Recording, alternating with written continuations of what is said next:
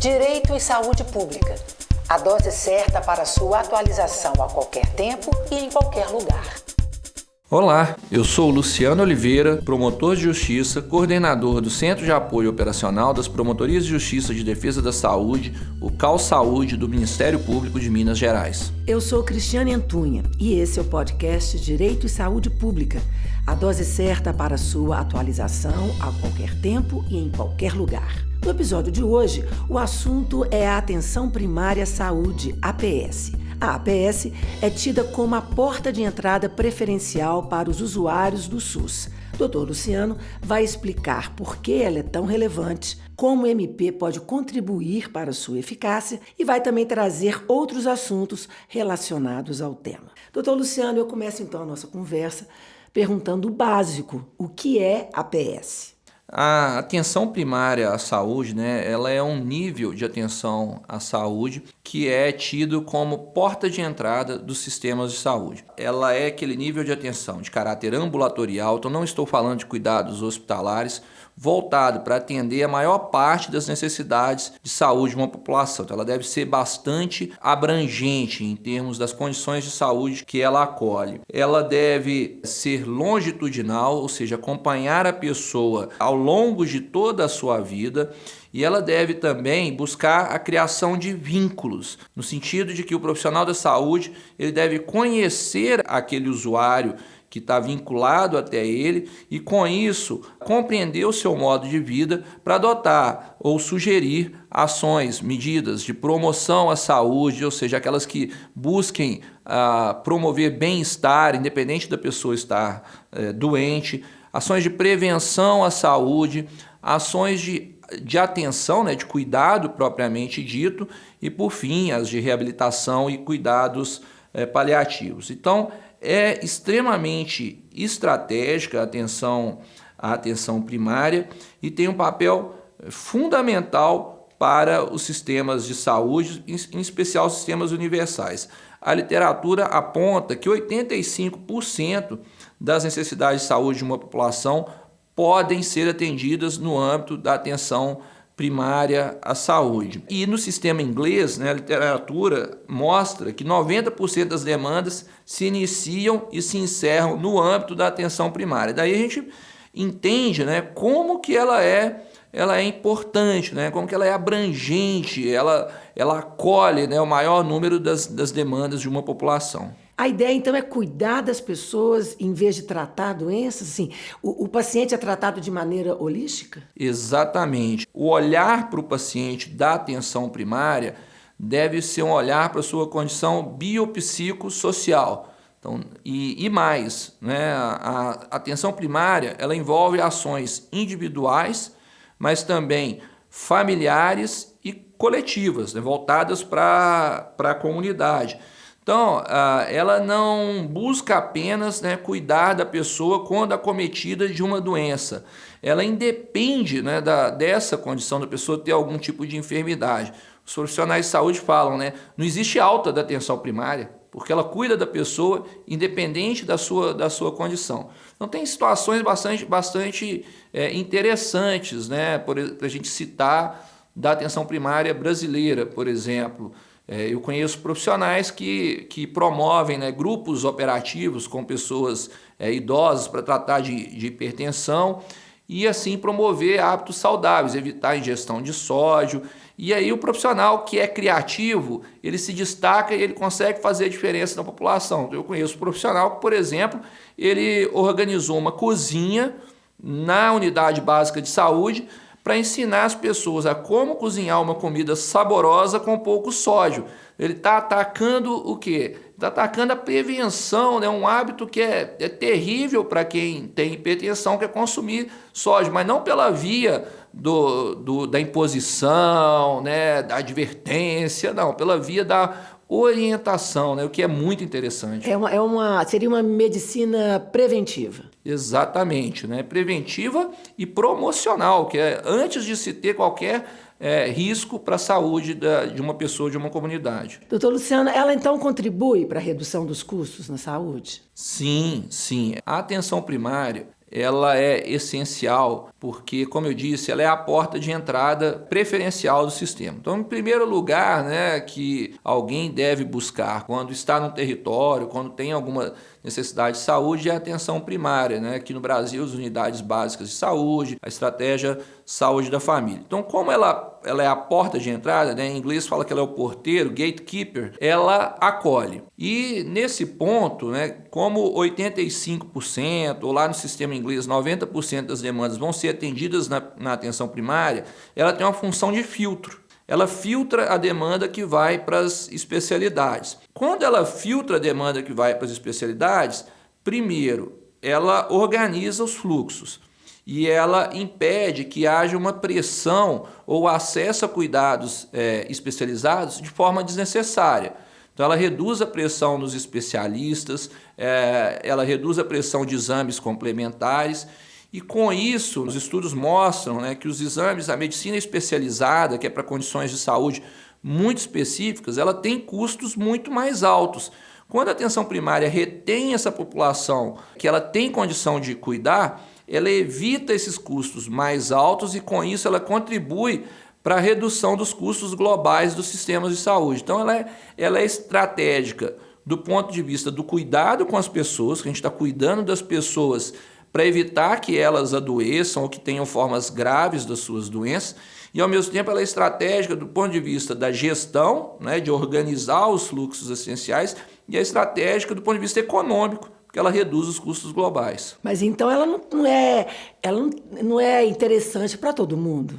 Eu estou falando aí dos convênios e tal.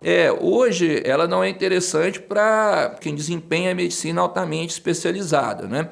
Mas você falou da saúde suplementar. Hoje, muitas cooperativas, entidades, empresas, instituições que prestam saúde complementar, elas estão se atentando para a importância da atenção primária, porque nós temos os custos aumentando cada vez mais na saúde. A gente sabe que a inflação da saúde ela é superior à inflação oficial.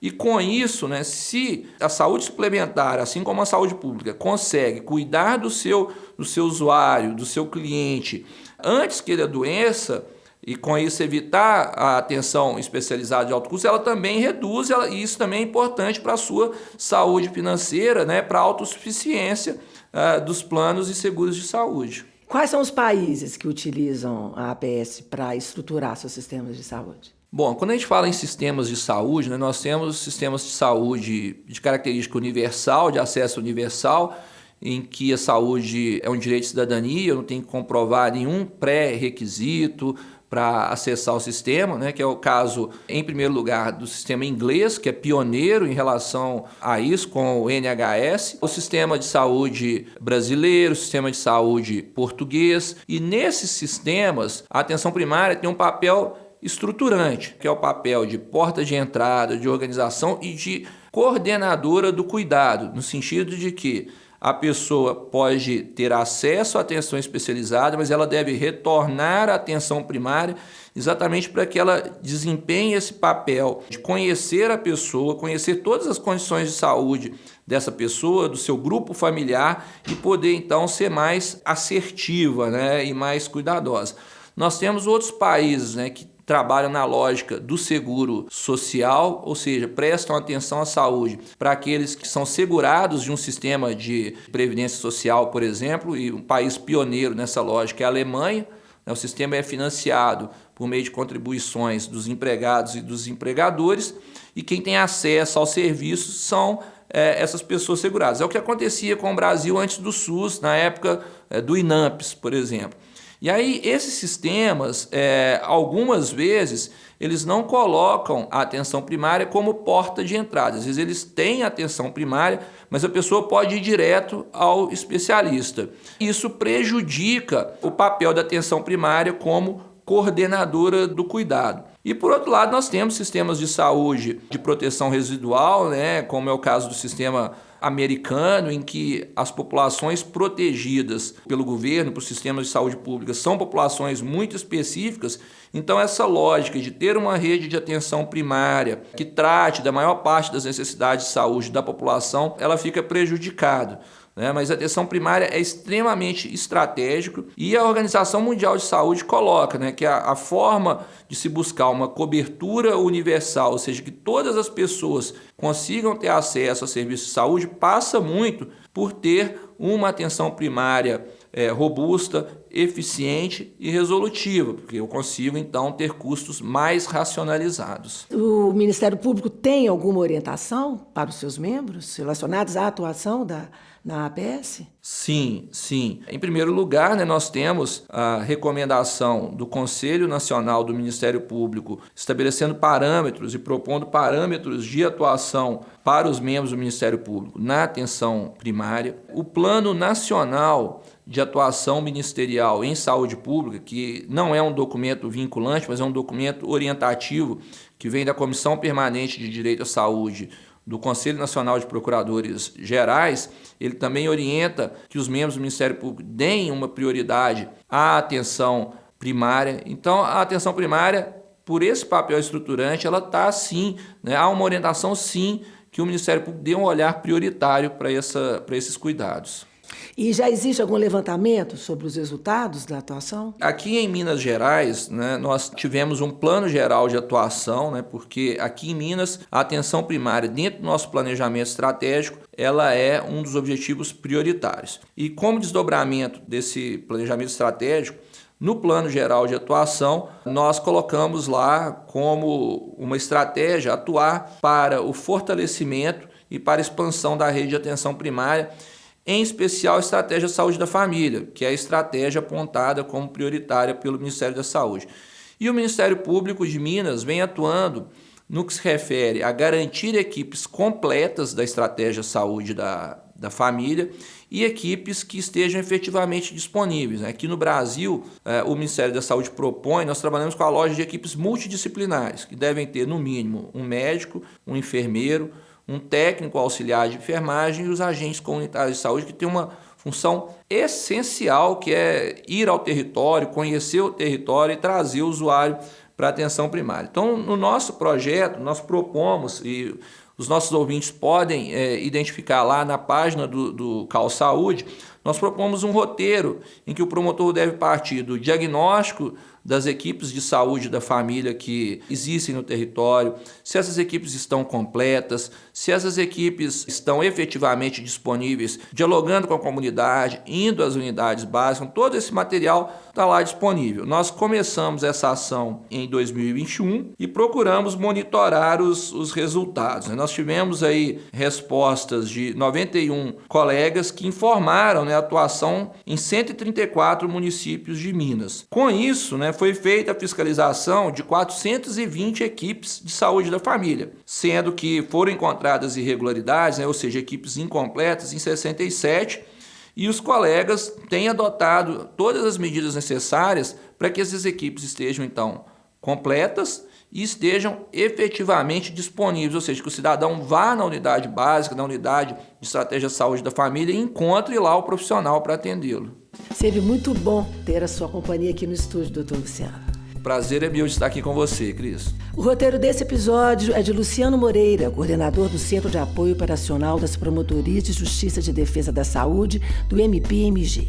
Quem assina a direção é Eduardo Cury. O podcast Direito e Saúde Pública é uma produção do Ministério Público de Minas Gerais.